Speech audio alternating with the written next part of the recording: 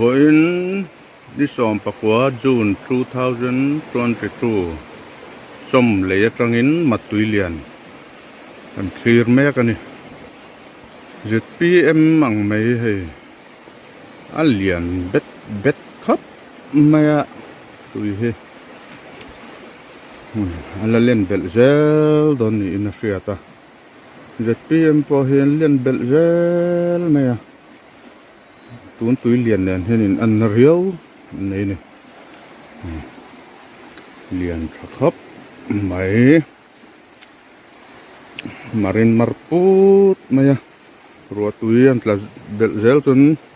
ZPM ang chi na len belzel don hina siata ruột tui tlak lo huna ero chuan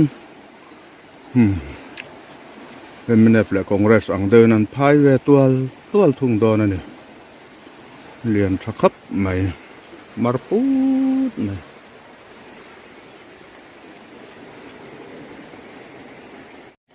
heti lai hi mat chom lama tanga ron luang tha ani a heng lai nul mun jong ani a jik lum le thai khang bu te po tu na chun tu ra ro man me ka ni a hei cham te po hi so a chim ti ti a so mi ngot nuai hi ti mai tiang salai so mat lo luan na kha ani a aron chim phei ta ka ti hian hela hian tham bor khat a ma hei po hi an tham nuai thangin chim khat a vek ka ni chuanin hei hi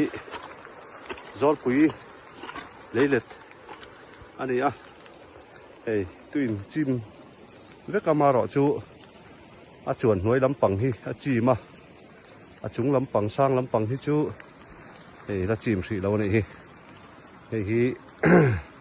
tuna zol pui din mun mat tui lian din mun ani a lai kan hma hi kan han langa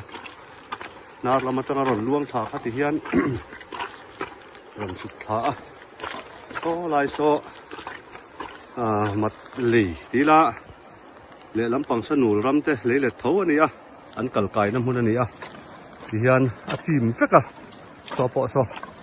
a lei an zo thin mi singin an zo helai hi tu da hian hei kan tha ma ten ka la a so mi rom lo lang so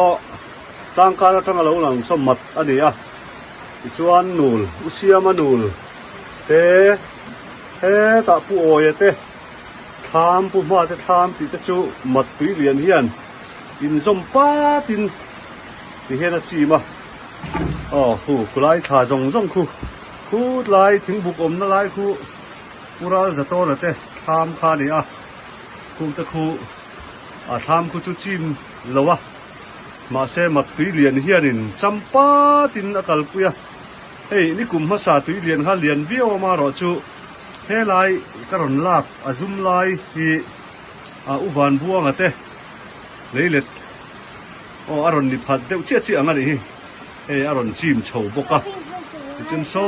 ti lai tham dang te lum tui lampang atanga ron chuk thak na te mat le lum tui in fin na lai te ti hian in za pat main a chim ta kumin tui lian chu a lian hle ani